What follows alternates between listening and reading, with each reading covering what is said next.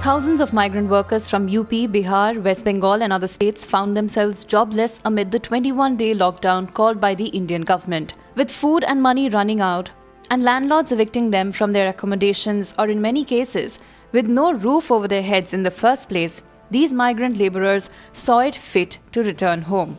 At first a trickle, it turned into a tide. Thousands set out on hundreds of kilometers long journeys back to their native villages on foot as interstate buses came to a halt. To stop the march of the labourers, governments urged them to stay where they are, assuring relief, food, shelter and medicines. However, many were already mapping their journeys by this time, and many more were gathering at bus terminals like Anand Vihar, hoping for a ride back home. Conflicting orders from states also added to the confusion.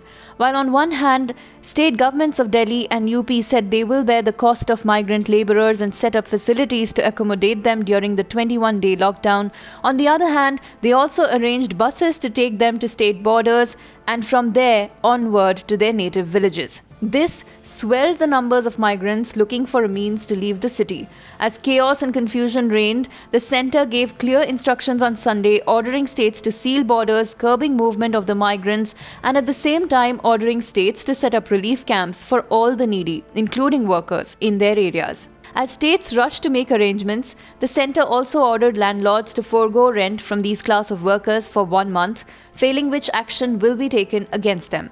There is also the question of migrant labourers carrying the COVID-19 back to their hometowns. In Uttar Pradesh, where many of the migrants are headed, the government said that all those labourers who have returned will be tracked down, screened and quarantined for 14 days. Police have been set upon this mammoth task. If the disease takes a grip on the populous towns and villages of rural India, where medical infrastructure is already weak, it will be a dangerous problem. At this time, it is best for the migrants, for their safety and for the safety of entire villages, to stay where they are, and for the states to organize and round up all these worried and confused men and women and give them relief from the extraordinary situation, this imported disease that they had no hand in bringing to this country.